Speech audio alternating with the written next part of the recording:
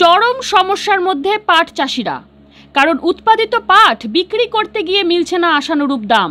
ফলে আর্থিক ক্ষতির সম্মুখীন হতে চলেছেন এ রাজ্যের পাট চাষিরা।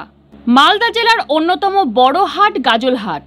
জেলার বিভিন্ন প্রান্ত থেকে চাষিরা এই হাটে এসে তাদের ফসল বিক্রি করেন। 512 নম্বর জাতীয় সড়কের 2 ধারে বৃহস্পতিবার বসে পাট হাট। জুলাইয়ের মাঝামাঝি থেকে শুরু হয়ে যায় পাট কেনাবেচা। বৃহস্পতিবারও জেলার বিভিন্ন প্রান্ত থেকে চাষিরা তাদের উৎপাদিত পাট নিয়ে এসেছিলেন বিক্রি করতে, কিন্তু সেভাবে পাটের দাম নেই। 4,500 টাকা থেকে 5,000 টাকা কুইন্টাল দরে বিক্রি হচ্ছে পাট।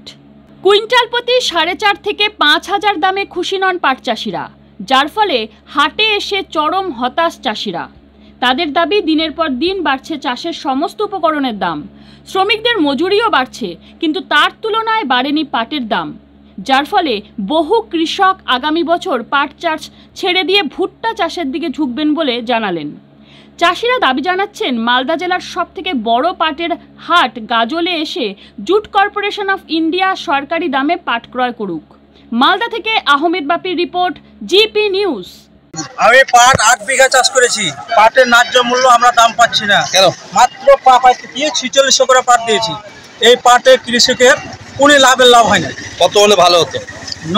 নর্মাল বা ন্যূনতম 8,000 বা 9,000 টাকা যদি সরকার মানে মান্ডিতে পাটটা কিনতো, তাহলে কৃষকের প্রচুর লাভ হতো।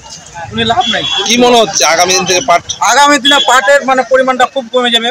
কেউ হয়তো ধান করবে, কেউ ভুট্টা করবে, এরকম মানে কৃষি মানে কোন দিকে বেশি যাচ্ছে এখন? এখন পাট তো অনেকে কমিয়ে দিচ্ছে, কোথায় কোন দিকে চাষ বাড়ছে? কারণ এই পাটের সময় ভুট্টার চাষটা বেশি বাড়ছে। আচ্ছা, ভুট্টার চাষটা বেশি বাড়ছে। পাট করছে না কেন? পাটের দাম পায় না বলে পাট করে না। পাটের খরচা বেশি, যেমন জমি নিয়ে তো প্রচুর জন লাগে, তারপরে তোমার খাটনি বেশি।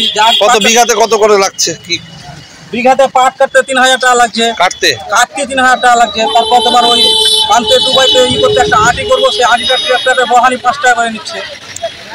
তারপর সেই জন্য বলছি যে সরকার যদি কৃষির কাছে মান্ডিতে পাট কিনে নর্মাল বা ন্যূনতম 8,000 টাকা যদি দাম দেয়, তাহলে কৃষকের কিছু পরিমাণে লাভ হবে। কোথায় বাড়ি আপনার? আমার বাড়ি পুরাতন খানপুর ঘাট, পোস্ট অফিস গলপাড়া, থানা চাচল, জেলা মালদা। আমার নাম এমাদুর রহমান। এটা হচ্ছে আমাদের মালদা জেলার মধ্যে গাজলের সরষা, পাট এবং আরও যে শস্য আছে, এখানে একটা বিখ্যাত হাট বলে পরিচিত। এখন কি বেশি? এখানে বেশি আমাদের পাট উৎপন্ন। এখন কি আসছে?